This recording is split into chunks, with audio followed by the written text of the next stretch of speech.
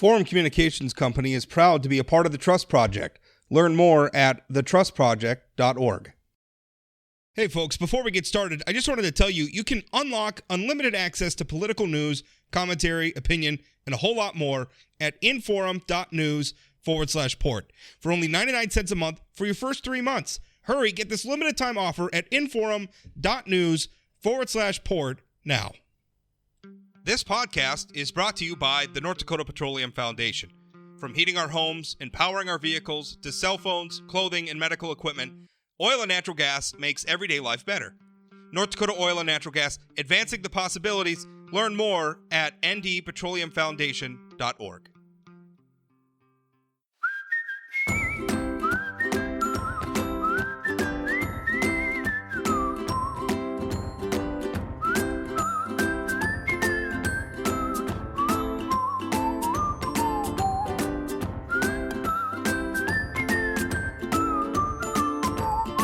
Happy Friday, or I guess whatever day it is when you're listening to this. That's a great thing about podcasts. People don't necessarily listen to them on the day that we record them. It's this whole brave new world of getting content when you want to get it, not having to wait around for it to be broadcast at a specific time. Anyway, I don't need to introduce you people to the concept of podcasting. Joining me this Friday is Congressman Kelly Armstrong, and boy, there's a lot we could talk about. I have a feeling we're going to get started talking about guns and gun safety and gun issues because of what happened in Uvalde, Texas. Terrible, terrible thing. Congressman, how are you? I'm doing okay. How are you, Rob? I'm doing fine. Obviously, Uvalde, terrible. There's not enough words in the English language to describe how disgusting it is. But here we are again, having I think what is fairly described as the same old debate about guns. Right? People say the same things over and over on both sides. And I don't know. What we find ourselves here again. Do we need to do something different? What's your view? Well, listen, there is no way that you can talk about this without acknowledging a couple things. And I think it's important. And I really do. And I think far too often the rhetoric goes, listen, the Judiciary Democrats marked up a whole bunch of really problematic bills yesterday. And I can go into some of that when you want, but I think there's two things you have to acknowledge. One, the United States is one of 3 countries in the world that has a constitutional right to a firearm in their constitution. One of only 3. And 2, we can talk about mental health. We can talk about violent video games. We can talk about all of those different things, but this truly is a uniquely American phenomenon. And we should acknowledge both of those things on the outset. And then the question is, what do you do? How do you deal with it? I can tell you what I did this week. And I find myself always in these large debates. This was really coincidental. We did, COVID is what it is, but one of my favorite things to do is to go to a bunch of small towns in North Dakota, Wishick, Oaks, Edgeley, Carrington, all of those different issues. The benefit to doing those meetings in small towns is you usually do it in whatever their city facility is that usually operates in more than one thing. So I had the opportunity to talk to local law enforcement. I talked to an elected sheriff late last night, asking some questions about the particular issue. And I think one thing that the solution gets problematic, but I asked every law enforcement officer I talked to this week, because the vast majority of these school shooters are between the age of 18 and 21, right? And we're not talking about gun violence as a whole, and we can have that conversation too, but we're talking about a very specific thing. So I just asked cops, guys in uniforms, guys in North Dakota, and I said, and we don't know this for sure because there's a lot of reasons. I said, what are the chances that that person didn't have paper on them as a juvenile, right? Did not have something on them either through juvenile court or social services or all of that. And all 5 of the officers I talked to said none. They all have it. Anecdotally, as somebody who used to represent juveniles in the court system and all of that, I agree with that. So I do think there are potentially some ways to capture some of that without infringing on constitutional rights. When you say capture some of that, you're talking like maybe putting juvenile records into the NICS database? Not records. And this is the old defense attorney in me. There's very, very big reasons why we separate juvenile offenses and adult offenses. And I'm not interested in going over that. But remember, on purchases of firearms, you don't have the records, you have the prohibition. You don't get the information. You just get this person can't buy. We do it with driving, and we do it with other things, right? You don't get to have 100 speeding tickets when you're 16 and clear the deck when you're 18. Now, there's a couple things about that. One, if you have a juvenile prohibition that would have involved a lifetime prohibition as an adult, I think that's relevant, right? I also think there has to be a mandatory backstop. And what I mean by that is I don't care what you've done at 15 years old, with the exception of some of the most horrific things you can think of. You are allowed to rehabilitate yourself as a 15-year-old. So, I mean, if you get to 25 and you haven't offended as an adult between 18 to 25, there are ways to do that. Now, the real problem with all of this stuff, and problem with everything that happened yesterday, and you cannot escape the reality of this, is law enforcement, 97% of it is a state and local function. That is just the truth. Whether it's a juvenile court proceeding, a criminal trial, all of these different issues, 97% of law enforcement in the United States is a state and local function. And if almost every gun crime you have in the federal code is what's called a strict liability crime. There is no intent. There is no nothing. So when you try and federalize stuff that is the function of state and local officials, and it's important, right? We elect state's attorneys, we elect sheriffs, we elect judges. We are asking them to conduct that kind of those types of activities in our communities. So, and you run into the constitutional rights and the due process rights. So it's a harder conversation than the talking heads want to make it. And outside of the incredibly emotional part of it, there's a general overall structure of how we conduct and enforce laws in this country that I don't think we should abandon for any particular issue, let alone one that has a constitutional right. I actually had a column this morning about that, and it was being a little bit critical, not necessarily of the journalism, but I think sort of the premise of a feature that the forum did, and you were part of it, where they went through and they listed the NRA rating of every North Dakota politician, and which is fine, right? That's public data. I honestly don't think many of the people who were there are all that ashamed of their rating, frankly. So I wasn't sure what it revealed, but I felt like the premise was wrong, because we tended to think of it much like we talk about other hot button issues like abortion or whatever. Like, you're either for it or you're against it. When the reality is most Americans' views on this are very, very nuanced. Like in abortion, for instance, the plurality of Americans support a 15-week abortion ban. Does that make them pro-life or pro-choice? Right? Planned Parenthood and National Right to Life probably have divergent points of view on that question. So with the gun rights issue, like a majority of NRA, according to at least one public opinion poll, a majority of NRA members are in favor of the concept of red flag bills. Now, of course, the devil's in the details. When it comes to those sorts of things, being for the concept is not necessarily the same as being for a specific piece of legislation. But this stuff is hugely, hugely complicated, much more complicated than our, frankly, unnuanced debate about guns allows for. One of the bills they marked up yesterday is being able to go to a federal district court for a TRO on this is a bill that was marked up in judiciary for something that under any other circumstances is a state function. A restraining order, basically. Yeah, and dealing with it. But there's a second part to this, which gun owners know. And that is, I think it's question 11F on a federal firearms form, right? I go buy a gun tomorrow. I have to fill out a form at Shields. Question 11F is, have you ever been adjudicated mentally deficient, blah, blah, all of that, and so you do a temporary TRO or you do a temporary red flag law. Nobody who has introduced these bills or has posited a solution to this has ever said how you answer that question 10 years later. What's the path back? It's a strict liability crime. It's a prohibition crime. You're filling it out. If you are a 19-year-old college sophomore and your girlfriend broke up with you and your family is really, really worried about your mental state take it out of this, but for potentially harming yourself, right? And you've been hunting, you're me. Which, by the way, suicide, the most common form of people losing their lives because of guns. And you do that, and you go in, and the judge says you can't have your firearms for 14 days, and then 8 years later, you're married, you have 2 kids, you move back to Dickinson from New York or New Jersey, and you want to get into pheasant hunting. You walk in to buy that over and under Browning Satori shotgun, and you get to question 11F. How do you answer it?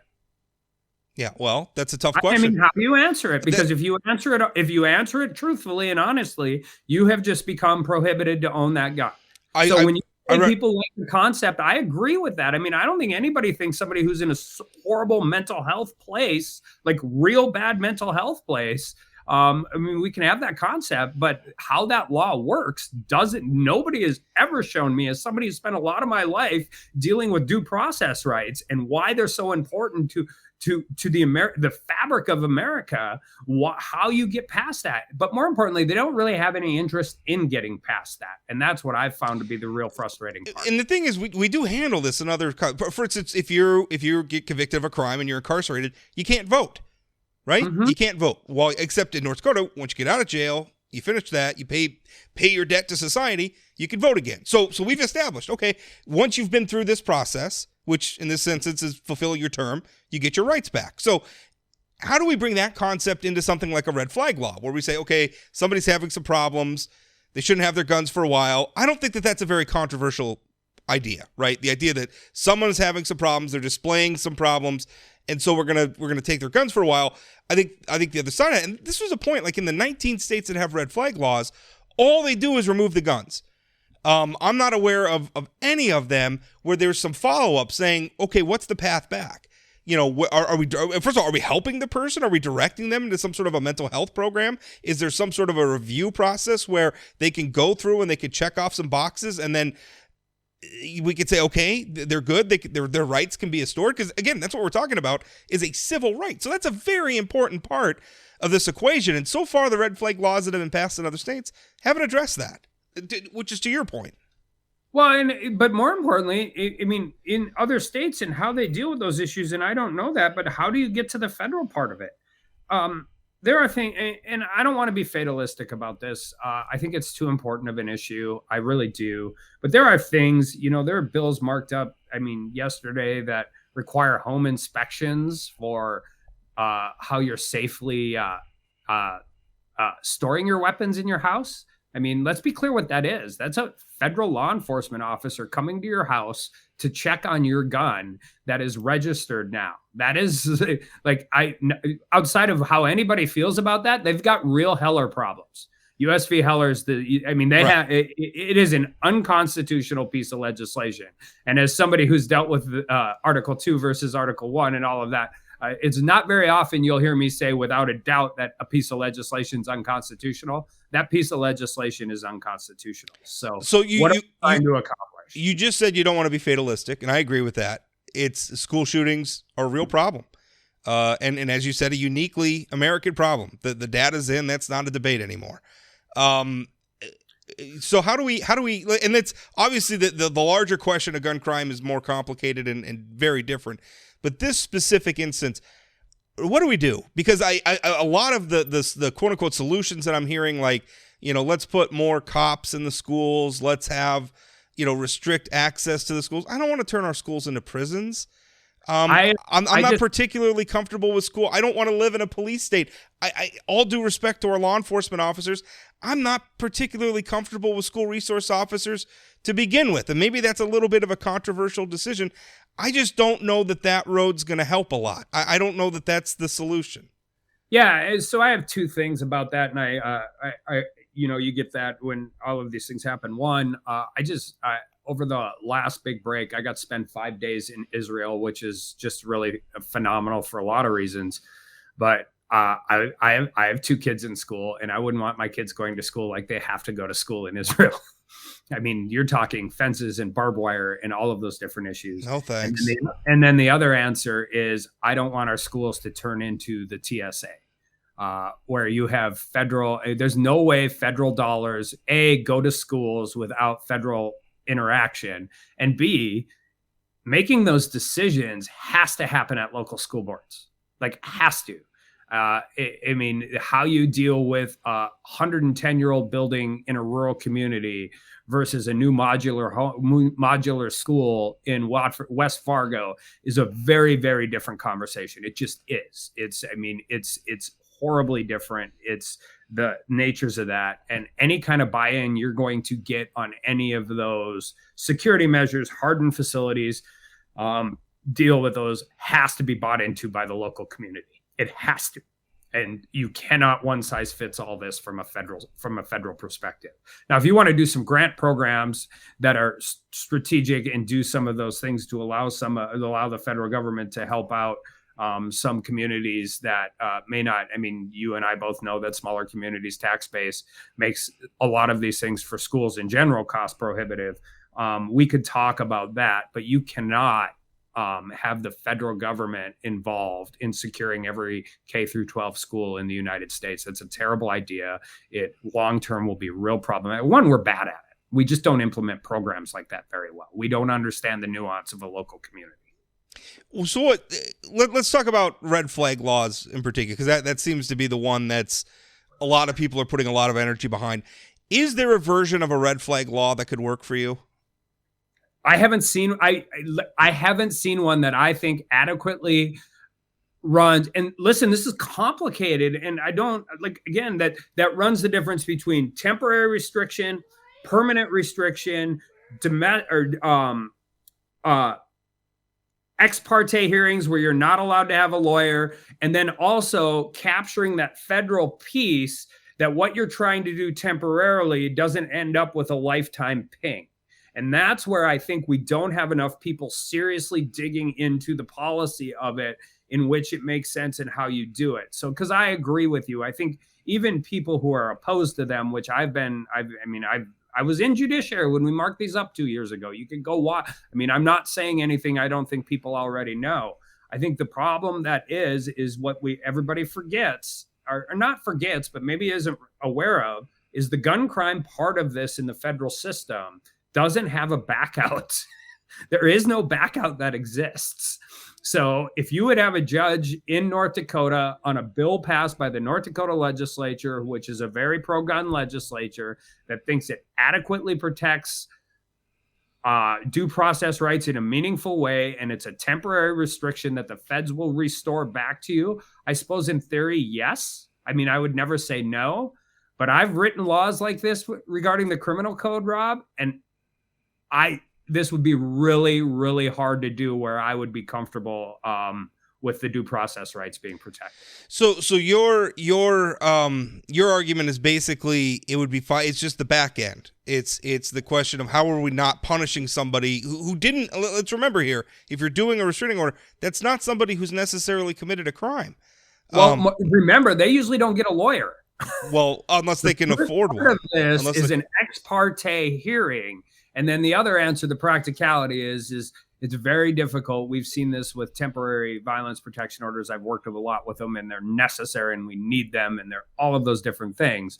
But the reality on the ground is it's very difficult for judges, when they don't have an opposing viewpoint being presented in that courtroom, to not err on the side of caution. So let's say that you could write some bills that would we could be assured would pass. And obviously that's not the current situation, but let's live in a magical fairy tale land where Kelly Armstrong gets to decide what our policies are going to be going forward. What do we do? First and foremost, we have to, before we start enhancing penalties and all of that, we have to do a better job of existing gun laws that exist. That is true. And one of the ways we can do that is listen, if you have been convicted of a violent crime in Florida, you have had your due process. You have lost a jury trial. You are a prohibited person. I don't think you should be able to come to Dickinson or Bismarck or Fargo and buy a gun, because that Florida ruling has never been entered into a place where there is access to it in Florida and Georgia and or wherever. So one, having computers that communicate with each other is something that I think is really important. We've seen this in North Dakota. We've grown 125,000 plus people over the last 10 years. The oil patch and just the types of work that we see, the world's getting smaller. The world's getting more transient. I don't know a single gun owner, not one, who thinks somebody who's been convicted of attempted murder should be allowed to buy a gun. And I don't think they care where that due process occurred, provided that that person is prohibited after a reasonable court case in which they have had those abilities. So I think that's an easy one that we can do. I think there's some other issues, active shooter alerts to allow communication quicker helps. Unfortunately, far too many of our kids spend far too much time on their phones. In some places, in rare instances, that could work. And then I think we have to seriously recognize that these conversations have to occur with your local law enforcement, your local legislatures, and I'm not passing the buck. I'm telling you, this is where those things go. But the other answer is if you're going to talk about any restrictions on guns, which I'm not going to support it should be done by people who have actually handled them. I would say 80% of the hunting rifles I own would fall into whatever band they marked up yesterday. These are hunting rifles. These are not what other people would qualify as. I always think it's funny when they talk about the AR-15, like nobody's using an AR-15 to hunt. The AR-15 is first of all, the most, currently, I think, the most popular rifle platform in America and is used by hunters all the time. Yes, and I have them. I actually don't hunt with them, but I will tell you, I'm not even talking about that. I'm talking about the bolt-action rifle I have in my safe right now that has a dropout clip. Well, any gun that has a dropout clip has the ability to take a clip with more than 10 rounds. Any gun. Sure. I mean, because the clip is separate from the gun, it can be as big as you want. That is true, and nobody ever uses them for that. Nobody ever does anything about that. But the reality is those bands capture way more. And I don't know if they intend them to capture them or they just don't understand it. The other answer is, and I did this in the committee, and it's always hard to get an amendment accepted when the other side knows you're not going to vote for the bill. But, one of the polls is everybody supports universal background checks. And then they talk about the gun show loophole. Well, I've bought guns. The last 5 guns I've bought at a gun show have all had a background check. The problem with the background check side of it is they don't understand what a reasonable exception to that is. And I'll give you a perfect example. If you're a rancher in Southwest North Dakota, and I'm a rancher in Southwest North Dakota, I hire you to come work on my ranch for the summer to punch cows, haul hay. I don't know a ranch truck that doesn't have a coyote gun in the back window, right? Sure. You do this. The minute you get in my ranch truck to drive and go check cows and that gun is in the back window, you and I have now both committed a federal crime because that is a temporary transfer of a firearm that is not to an immediate family member, that is not used and engaged in the use of hunting. I don't think anybody, so when you talk to North Dakotans that say they support background checks, I will ask them that question. I'll say, do you think both of you should have committed a crime? They're like, absolutely not. I go, well, that's the problem with concept versus reality of how a bill is written. Well, in terms of, and again, this gets into the fact that school shootings, although important, and I think we both agree are a problem that need to be solved, are a tiny fraction of overall American gun violence. And I was looking at some Department of Justice numbers. It's about 2% of people who are in prison for some sort of a gun-related crime purchase their gun at a retail location. The number of people who bought who used the quote-unquote gun show loophole was less than 1%. These are not the areas where the guns that are being used in crimes are coming from. Well, remember, there's 15 million AR-15s right now in circulation. Sure. That exists as it is right now. But yeah, I think one of the things I think particularly as it revolves around school shooting, listen, having the conversation before and having a piece of legislation, particularly a federal piece of legislation, is a long way away. But I think it's okay to have the conversation. And that is what I said before, figuring out how we protect juvenile privacy rights, but also recognize that, the vast majority of this stuff is happening with very young adults that they just have history. You don't know that because it's juvenile, which is the whole point. And we need to recognize that protection, but we know that. Anybody who's ever dealt with this knows this isn't your first. Yeah. This isn't your first. Well, even a lot of times there's stuff we do know that aren't necessarily crimes, but with the Uvalde shooter, what we know, and by the way, one thing that I'm really happy with is the news media. There has been a shift in the way we cover this, in that we're not there's not so much focus on the shooter anymore. And I think that's good, because I think a lot of the people that are doing this are seeking infamy, and there's been a conscious decision, I think, to try to not give it to them. And that's a positive development. But with the Uvalde shooter, some of the things we've been learning are, he like slashed his own face at one point. He was driving around in a car shooting people with a BB gun, which, by the way, if he'd been convicted of that, that's a felony under Texas law. BB gun's a deadly weapon. He was harassing other students. He was telling female acquaintances that he was going to rape them. And he literally wrote that he was going to shoot up a school and live stream it on the internet, which is what he did. And so part of me thinks we can have all the red flag laws in the world, but if nobody around a troubled person is going to report either a crime that they commit or report their disturbing behavior into some process that allows for a restraining order that removes their gun rights for some period of time, those laws are point. I don't know how you stop that. If the people who are around this person witnessing the way they're behaving are not doing anything about it, how do we stop it? Well, and, and that's it. North Dakota's worked on this, and I actually am really proud of how North Dakota does, and we have a lot of work to do. But our juvenile court system and how we deal with it is gotten better at communicating, has gotten better at a lot of those things. And I think I think more of the ability to do those things in general, everything you just said, become important.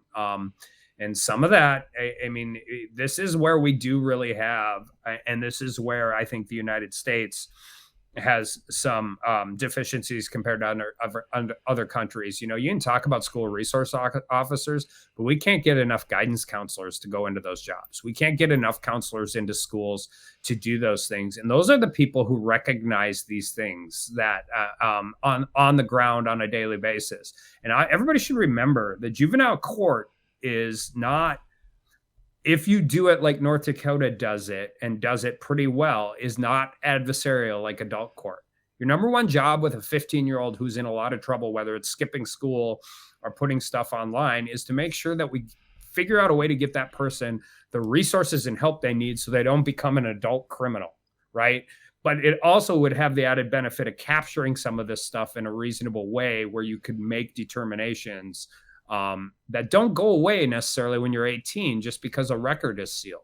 The information needs to stay sealed because that's the whole point of juvenile court. But it doesn't mean that you can't say, hey, listen, you've had 3 juvenile felonies from the age of 15 to 17, like felonies. And we're not going to reset that right away. We're going to reset it when you're 22. Or we're going to reset, and don't think of it about 18 to under 18. Think about how you would do it for anybody else with that kind of stuff. And then you have the added benefit from somebody like me who doesn't like juveniles being charged in adult court unless it's absolutely necessary. Because I think that, what I know about brain development and those things and what the data actually submits is important. So you'd also have the ability and the incentive potentially on some of these things to keep people in that rehabilitative state, while also making sure you do what you can to potentially protect the community. Rob, I'm telling you, this is a concept that is really hard to write. Well, also because teenagers are weird, right? The teenager who gets obsessed with like Megadeth lyrics or something. Maybe I'm projecting from my childhood because 16-year-old Rob was a weirdo. Somebody who's in that, who's maybe into some of the dark, as kids do when you're a teenage and you're kind of angsty, you get into some dark stuff, you get kind of fascinated by it. That can be normal, right? And I don't want to criminalize that. I don't want to take somebody who's just going through I'm not taking somebody's gun rights away when they turn 18 or 19 or whatever because they listen to Megadeth. Because they went through a goth phase. I might delete iTunes from their iPad or something like that, just on a pure stylistic level. You be nice to Megadeth. But I don't think there are a lot of people, and maybe I'm wrong, but I don't think there's a lot of people that think if you've committed 3 felonies in juvenile court that you haven't. It's the same process. If you've ever had vandalism or burglary or any of those things done to you by a juvenile, you're not particularly caring if they're 17 or 19. It's still a crime. And we can talk about brain development all day long, but there are consequences to doing those things. My key would be that those consequences are acute, that they're narrowly tailored, and that they're not life sentences for anything, because that's not how juvenile court systems should work. And that's not how it should work for gun rights either. What do you think about the concept of raising the age to purchase firearms? And I hear it. I understand it. We've done that in some other, obviously the drinking age is 21. We've done that in some other places. On one hand, I am worried about, it seems like we keep moving the goalposts on adulthood, and I'm afraid we're moving the goalposts on when we expect people to grow up. But on the other hand, should an 18-year-old be able to buy, 1,000 rounds of ammunition or something? I don't know. I will say this. If we're going to raise the age at which you can exercise a civil right like buying a gun, then let's raise the voting age too. And let's raise the age at which you can be recruited to the military. And by the way, that would be tough because I think the median age of people being recruited in the military right now is like 19. So that would be tough. The argument they'll push back with is if you get handed an M16 in the military at 18 years old, you get trained on it. You're right. And my father he was drafted into Vietnam. I will tell you what my idea on that is I don't have one, and I'll tell you why. Because there are a whole bunch of states in this country that already raised the age to 21. That is a state function in a lot of places. There are a lot of states that require 21, and I don't have the data to support if it's actually reduced anything or any of those things. And then the question is it purchase versus possession, and how you deal with family transfers, all of those different issues. How do you deal, like, if I'm my father, and I think this was a good thing, took me out when I was 6 years old and taught me how to shoot, how to handle a 20, started the process anyway, of showing me how to handle, he was right there with me, but how to handle a rifle appropriately. This is how it works. This is how it sounds when it shoots. Is that going to be illegal too? Like, you can't even, I can't even hold and fire a firearm with my father when I'm under 18. My son has a prohibited weapon. He's 12 years old. He has a semi-automatic 20 gauge Frank shotgun that he shoots pheasants with. The reason he has it is because it kicks less. He's only allowed, when he hunts with me, he's only allowed, and I'm the only person he hunts with, he's only allowed one shell. But I just want to be clear, that's a prohibited firearm under these bills. Prohibited. Like, that's what my underlying frustration with so much of this is they're grasping at things that even if they would have some positive results on some of this, they are infringing on the right, and they're infringing on the constitutional right. And what, you might not like that, but that is the truth. And you can't have that type of, legislation. And then I just federalizing law enforcement in general becomes really problematic. I think it creates more problems than it solves. I'm trying to think of a time when we took something and moved it to the federal level and it improved. Well, and it gets worse with guns because, like I said, they're strict liability offenses. I watched a guy get sentenced in court. It wasn't my case because he was a prohibited firearm guy, and there was a box of shotgun shells in the back of his pickup. Now, I don't know if they were his or whoever's else, but it didn't matter. That's the point. I didn't know the case. I don't know why it happened. I don't know how bad a dude that guy was and why he got sentenced in federal court. But I know this, the reason the crime was he was a prohibited felon, and he had a box of shotgun shells in the back end of a pickup truck. He didn't have a gun. He had the shells. And that is the reality you deal with in federal court. And that's the reality you deal with in strict liability crimes. And again, we just don't do enough if we're talking about these temporary things. I'm just not convinced any of them are actually temporary. I'm just not. Kelly, I appreciate your time. Thanks, Rob. Well, I just finished up my interview with Congressman Kelly Armstrong talking about the gun rights issue, the gun control debate. One of the most intractable debates you'll find in American politics. But we're going to shift gears here now. We're going to talk about energy. Joining me now, Mike Hopkins. He's the chief executive officer of Bakken Energy. And last year, they bought what was already a very cool, if I dare say, kind of uniquely North Dakotan project, the Dakota gasification synfuels plant. And they got assets from it. It was already a very, very... they were pioneers, really, in the development of an alternative source of energy. They purchased that, and the goal is to transform it into the largest and lowest cost clean hydrogen production facility in the United States. That happening right here in North Dakota. Now, joining me for an update on all of that progress is Mr. Mike Hopkins. Mike, how are you? I'm doing great. It's nice to see you again, Rob. And that was very well put, especially that it's uniquely North Dakotan. It's actually literally unique in the country. There's only one facility of its kind, and you all have it in North Dakota. That's it. And it played a very important role in the past, and we seek to have it play an at least equally important role in the future as a hydrogen facility. Now, I read some of the literature around this project, and there's a lot of stuff going on. I mean, it's you're partnered with Mitsubishi. Everybody knows who Mitsubishi is. It's a strategic partnership. World-class clean hydrogen pub. Create, store, transport, and locally capture, sequester carbon. Cut through some of that and explain to the average North Dakotan what you guys are doing.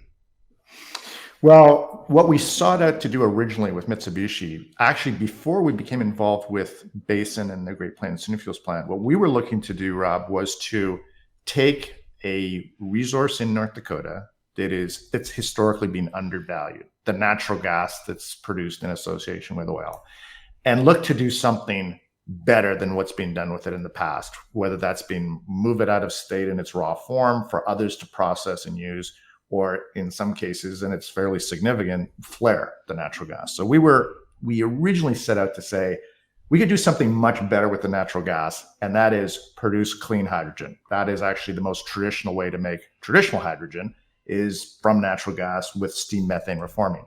The whole industry has advanced as they got into clean and how do you actually make hydrogen in a more environmentally responsible way. And that's the so-called clean hydrogen, where you can still do it from natural gas, but you need, as you said, carbon capture and sequestration. So we started down that road of just let's go build a big greenfield, so-called blue hydrogen from natural gas with carbon capture in North Dakota, taking advantage actually not only of your great natural gas resources, but the great geology for sequestration, which we're hearing so much about as we have also the Midwest Carbon Express and all the other Governor Burgum's talking about it. There's billions of dollars lining up for investment in North Dakota because in no small part because of our geology. We're for the same reasons that we're a good place to get oil up out of the ground. It's a good place to tuck carbon back down into the ground. Absolutely, as well as storage of other things like hydrogen. So yes, blessed with a great geology. So what led us from that, let's go build from scratch big clean hydrogen facilities in North Dakota, we discovered we actually could get a tremendous head start by taking a facility that I'll say not physically was sort of at its end of life, but just economically, its business model of gasifying coal was at its end of life and had been for a while.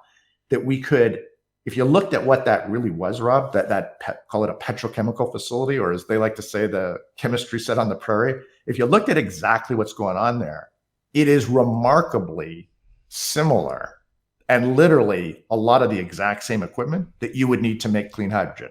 And they make hydrogen actually there as well, but this could be done on a tremendous scale, just working with what's there. And then the addition of additional capital, which we're bringing as well as Mitsubishi. So that got us into the redevelopment. And I'll say in every respect, that's going well. We're spending a lot of money, but we're making a lot of progress on the engineering, the design, lining up the equipment.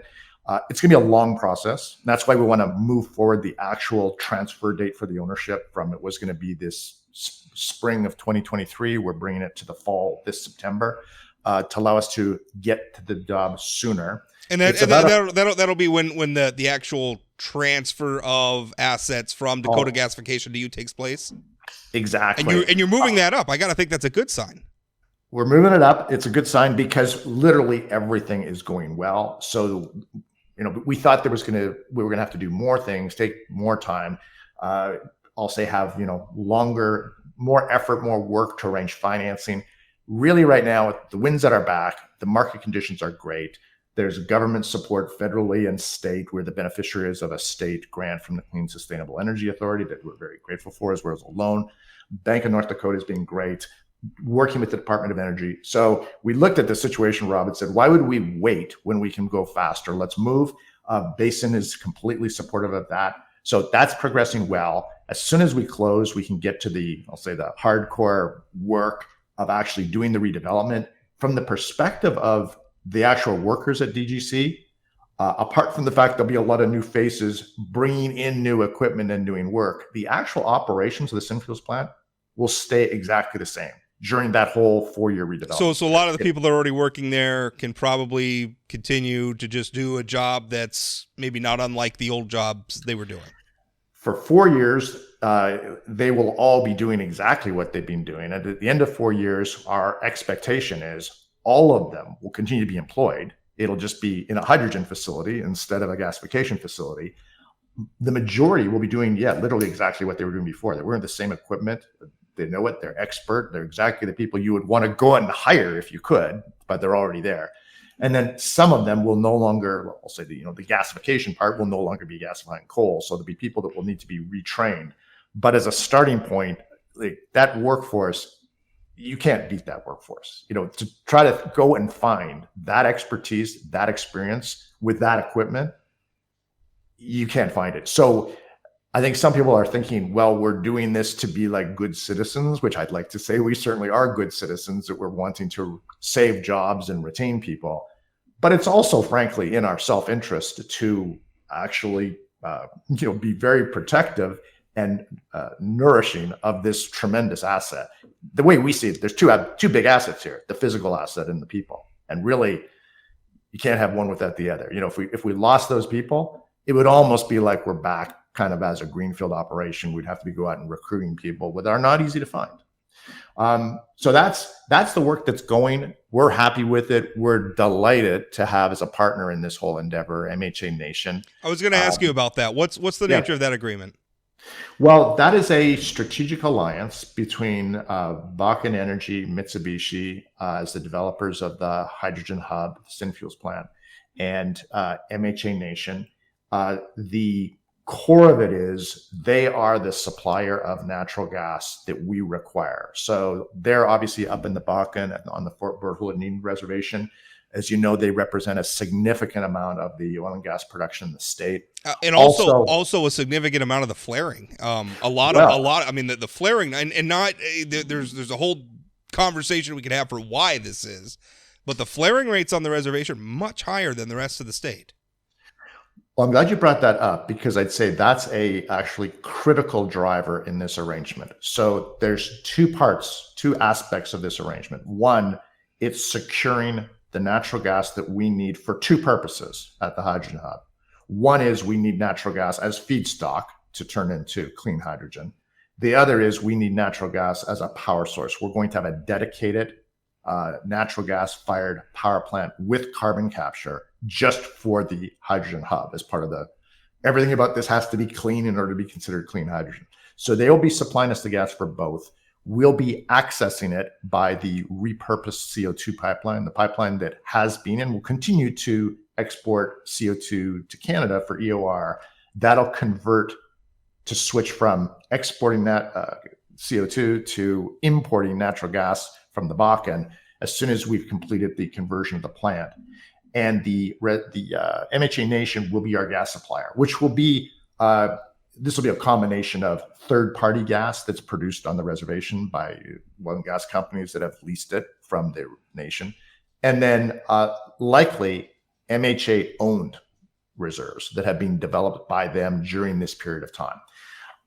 The other aspect, which is equally important to us, and I'd say probably of primary importance to MHA Nation, is as part of the arrangement, we will be investing in the infrastructure needed on the reservation, which will be at the minimum gathering, but I expect incremental processing, so that you'll take this brand new demand, which is significant. We're talking about 150 million cubic feet a day of gas is what we need. For sure, the largest use of natural gas in the state.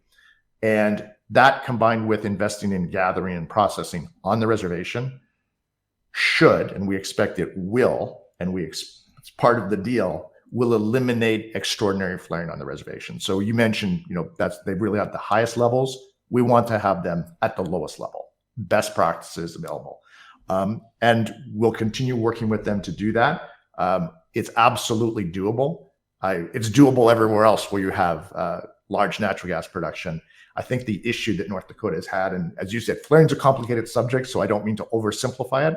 But if I was going to simplify it as much as I could, I'd say at its core, the issue in North Dakota is natural gas is not really used in North Dakota, not in any meaningful way, in contrast to other oil and gas states, other oil and gas provinces.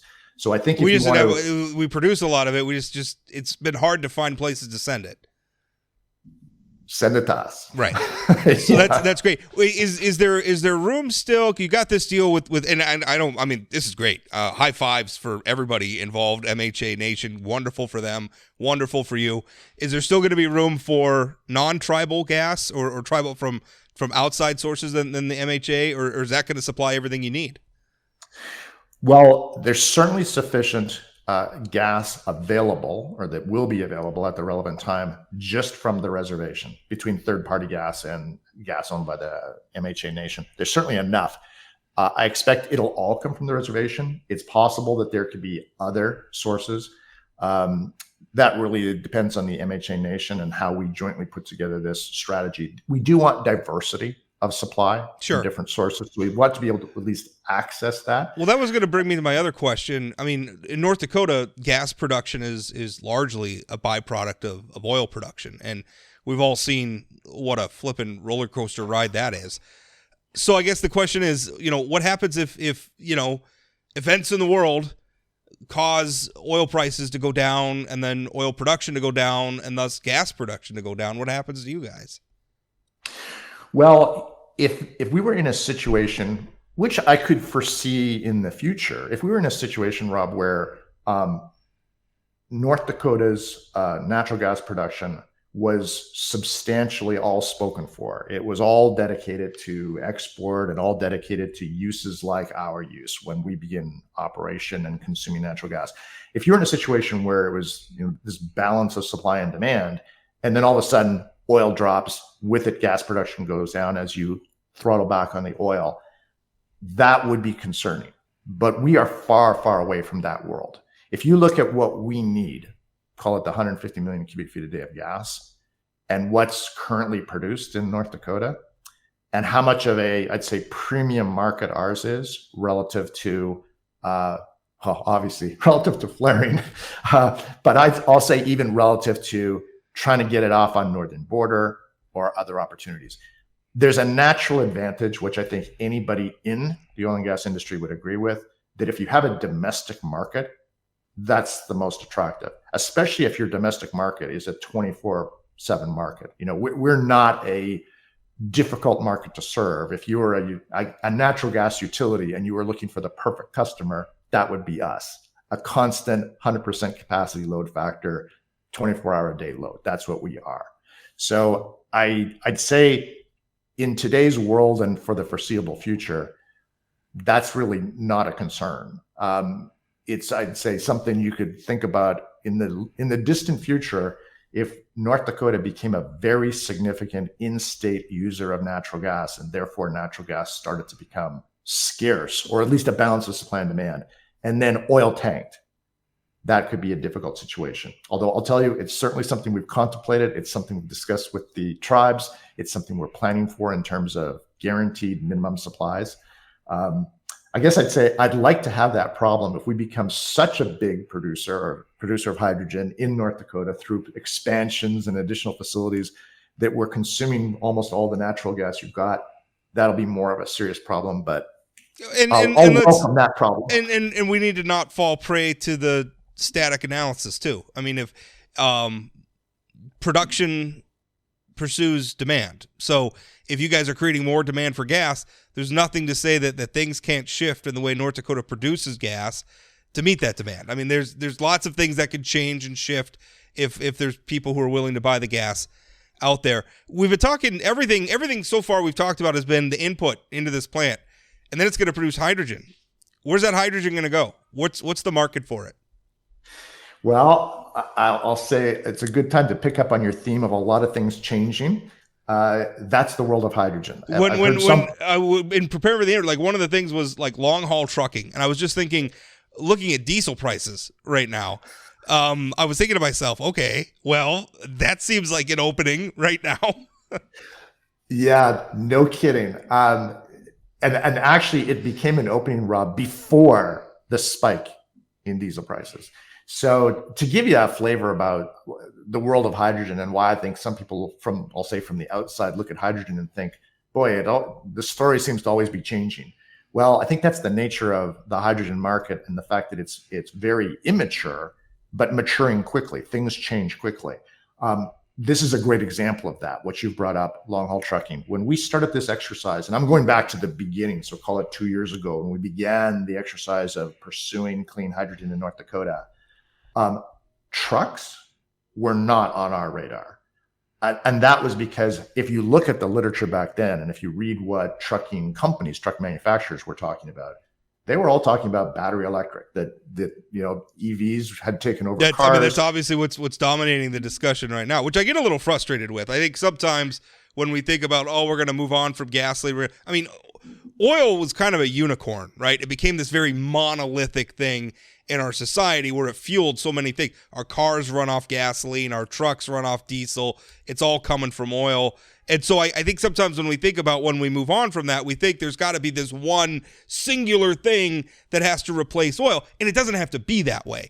You know, the long haul trucking application, or even like the delivery, like the UPSs or FedExes or the postal services of the world, those are very different use applications for fuel than me driving my kids to school and commuting to work. So there could be difference. I mean, maybe an electric car works for me to go to the store and get groceries, and hydrogen works for a long haul trucker. I don't know I don't know if that's the case, but I feel like there's a lot of room for this stuff to play out, that it doesn't have to be a singular monolithic solution. Well, that happens to be exactly how I think of it, and how our company thinks about it. Is that the interesting thing about hydrogen, Rob, is hydrogen can actually replace anything that needs energy, literally. The issue is that a good idea? Like, where are the right places for it? And I think in the same way that batteries are not the solution to everything, in my opinion, hydrogen is not the solution to everything, but it's a great solution where it's very difficult to decarbonize without it. Trucking happens to be something that, 2 years ago sounded like they were all talking about batteries. Today, and I would have said this started probably 12 months ago, but today it's actually pretty clear. If you listen to Daimler, biggest truck company in the world, if you listen to the truck stop companies that need to actually serve whatever the transition is from diesel, they're the ones that they're going to have it on hand. They need it on hand. That's their business. And we've had the benefit of dealing directly with all these companies and learning firsthand that, it sounded interesting, or it sounded logical in theory, the idea that, well, in the same way that EVs came to be fairly well accepted, that maybe that's a solution for long haul trucking. But the practicality of it is, I think, what's killed that idea, and for good reason, which is, if you think about what kind of a battery you're talking about in terms of size and weight for long haul trucks, that's like the size of what they're hauling. Yeah. If you think about the practicality of refueling, charging time. Truckers don't actually want to sit for 5 hours or longer to refuel. So that, I think, was the result of a very sudden but pretty decisive shift to, for long haul trucks at least, that's going to be hydrogen. Could be using internal combustion engines, more likely fuel cells. So it's still going to be electric, but it's going to be hydrogen. And they've become, a major target for us. So they're a great user. They're a great user in the sense that it's an essential service. It runs, obviously, that industry runs right through that region that we're in, the whole upper Midwest. They're a smart customer. They're not doing things for show. We don't want to do things for show. We want to do things that make sense. So they're looking for low cost, reliable, clean hydrogen. That's what they're looking for. And they want a regional source. We're that great fit. We're like a clean hydrogen factory. They know we're going to be there. They know we produce, and we're the lowest cost producer in the area. So great fit. Our own fertilizer plant, the Synfuels plant, is, in addition to producing synthetic natural gas, it's a fertilizer facility. Logically, we're certainly going to be, I'll say, our own customer. We have an ammonia facility that we can decarbonize and make clean ammonia. We can make clean urea. We have our own urea facility. It's something that's become, again, in fairly recent times, this has become an important priority. Department of Agriculture just announced $250 million in grants for low carbon incremental fertilizer. So we're looking at that. There's probably about, I'd say, 3 other major initiatives, not yet public, The main thing I'll tell you and tell your listeners and viewers is that there's significantly more demand for what we have than our current capacity, which has got us looking at opportunities to debottleneck, which there are, increased production, increased investment to build out additional capacity. It's all very appealing. Also, there's another impetus for all of this, which is it's in our interest to start thinking about just how big, now that we know there's a demand, how big can we make this and who should we partner with? Because of this, again, this was after I last saw you, we had the Infrastructure and Jobs Act with $8 billion in grants for regional hydrogen hubs. Now, we ourselves, like our own redevelopment of the Synfuels plant, we are not a regional hydrogen hub, but we are the logical foundation for a regional hydrogen hub. We're this amazing. What does that mean, a regional hydrogen hub? Yeah. So I'm glad you asked me that, actually, because we have actually always called what we're doing in Beulah a hydrogen hub. I was just saying, I'm reading your press stuff and it says regional hydrogen hub, and now you're telling me you're not a regional hydrogen hub. Yeah. So here's the distinction. The Department of Energy, well before the Infrastructure and Jobs Act, well before people called regional hydrogen hubs and said there's $8 billion available, before that, the Department of Energy said, we'd like to see in this country hydrogen hubs, places that store it, like make it, store it, transport it, use it. So when we began to work on the redevelopment of the Synfuels plant, we looked at it and said, we're going to make it, we're going to store it, we're going to transport it, and we're going to use it right at our own fertilizer plant. We're a hub. Department of Energy agreed, embraced that, and we've always talked about ourselves as a hub. When the Infrastructure and Jobs Act came out, they sort of picked up on that idea of, yeah, that's a hub, but we want to see regional ones that extend over multiple states, involve multiple parties. And the other aspect of it is, and the rules are not yet settled, they will be soon, but they're sort of signaling what this is going to look like. They want multiple states, like a larger geography, and they want this to be less like one company out promoting what they're doing and more a coalition of government, business, academia. So when I think of our hub and how we are evolving into a regional hydrogen hub for the purposes of the competition for the $8 billion, that means us taking our large production facility and partnering with the state of North Dakota, Department of Commerce, Bank of North Dakota, obviously the local communities of Beulah and Hazen, Mercer County.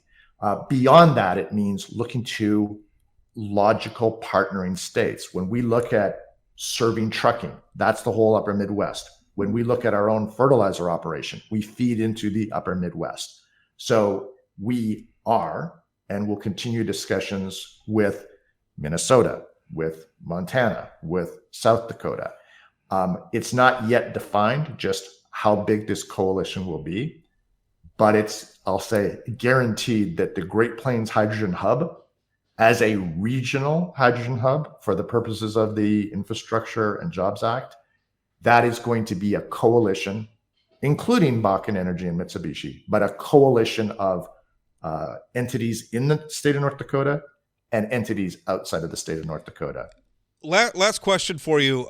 Obviously, on both ends, I imagine you talked about needing to gather the natural gas and deliver it to the facility, and then obviously the hydrogen's got to go somewhere.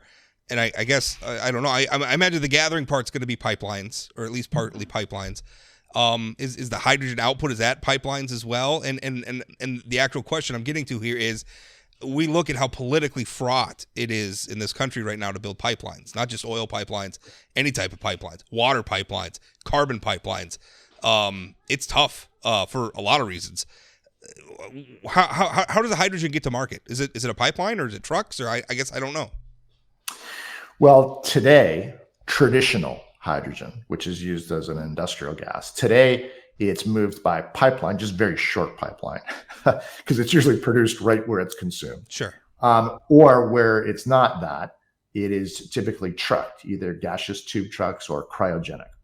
I don't think there had been a lot of investment or development and improvement in trucking hydrogen just because the traditional hydrogen, call that 10 million tons a year, has been a pretty steady state number for a long time. As we've quickly moved into this world of clean hydrogen with the notion that we're going to be talking about a tremendous increase in the volume of hydrogen just made from clean processes, this has become a big issue. So you're right to be focused on how do you move it. I'd say the starting point is you move it the way it's currently moved, which is by trucks. It's just that has improved tremendously. If you look just like literally in the last year, what's happened in the field of gaseous tube trucks as well as cryogenic trucks is they've tremendously increased their capacity. They've lowered their cost. That's all good. I expect that to continue. So I think it will be practical for us to move very large quantities of hydrogen by truck. There's also a move to work with the train companies to accept both ammonia, which they've been reluctant to move, and hydrogen, which I think they haven't really been thinking of using until they themselves, Rob, started thinking of hydrogen as a way of decarbonizing trains. And once you start thinking of, well, if your engine is actually running on hydrogen and you need to carry hydrogen to run your engine, why wouldn't you actually transport hydrogen in your train? Why not have hydrogen as your customer too? Exactly. And that would be opening up something that would at least be analogous to pipelines. Like if you actually can tap into the railway, then you have access to a lot of transportation infrastructure. I wouldn't be dismissive. Well, I certainly am totally accepting what you said about the problems with pipelines.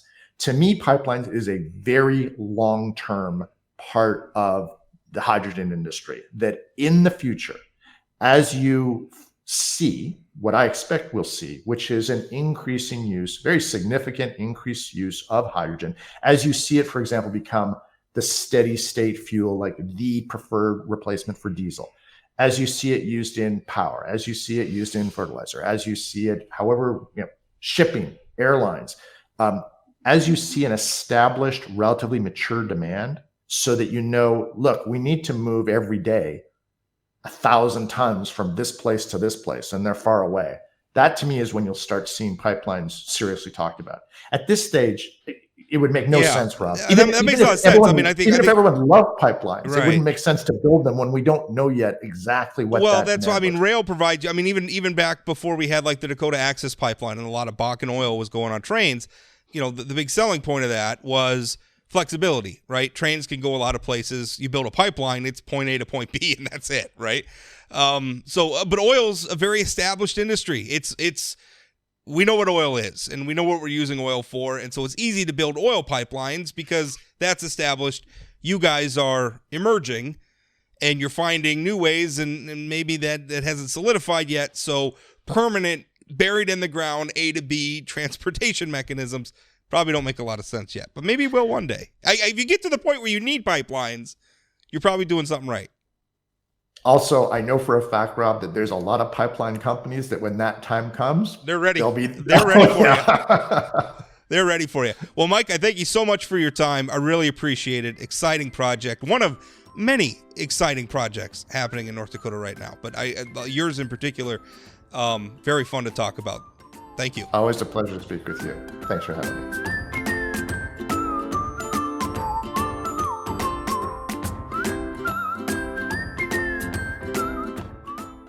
Want more political news like this? Visit inforum.news/port to get 3 months of unlimited access to our news network for only 99 cents a month. Don't wait. Get this limited time offer at inforum.news/port now.